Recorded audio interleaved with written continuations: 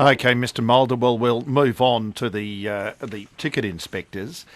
Clearly, the Ombudsman's report, the whole system is screwed and you need to wipe the slate clean and start all over again, surely. Well, look, I'd say that it's disappointing, number one, but it's not surprising because the issue in relation to the authorised officers was raised time and time again in the past, and it's quite obvious that the previous government did absolutely nothing about it, swept it all under the carpet, and it was a matter of put your head in the sand and the issue will go away. It is a damning report, I acknowledge that. The department have agreed to accept most of the recommendations. There is one in there that causes some concern. What's that one, Mr. Well, Mulder? that's the one in relation to authorised officers going back to what they used to do, and that's issuing the infringement notice at the point of contact with the commuter.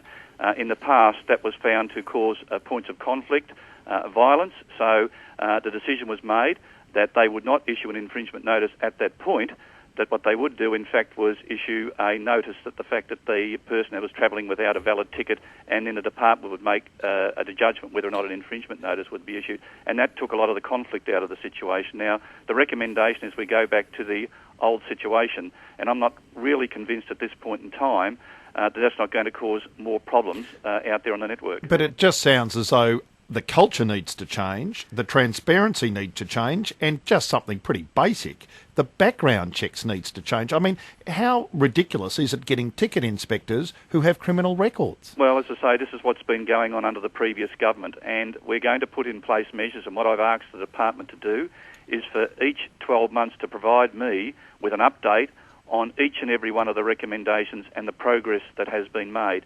I'm not going to fall into the trap that previous governments have fallen into 5 or 6 years down the track where someone pulls out a report and says that nothing happened as a result of this.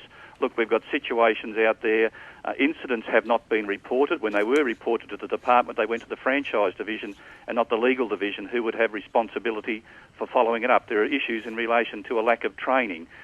People with criminal records finding their way into the system and only being detected after they're in there. It's a complete and total failure of process, and I acknowledge that, and we're going to clean it up.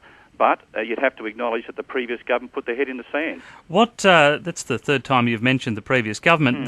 What sort of behaviour have we been talking about? Rough behaviour towards passengers, we're talking about bullying, unfair and inconsistent booking of people, those kind of things. Well, it's a range of issues. It's about incidents. If you have a look tonight, there'll no doubt be there's a DVD that comes with the report, and that shows 2 or 3 incidents that the public would find quite alarming. Authorised officers in their own right have a pretty tough job out there on the network, and I think we have to acknowledge that.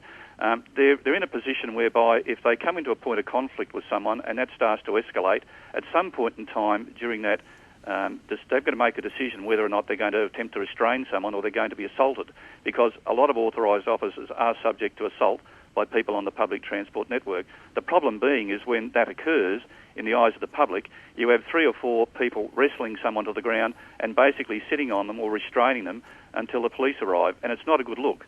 But as I say, it gets to a point and it's a judgment call, but it also has to be backed up by stringent training, and once again, the report indicates that the training hasn't been carried out.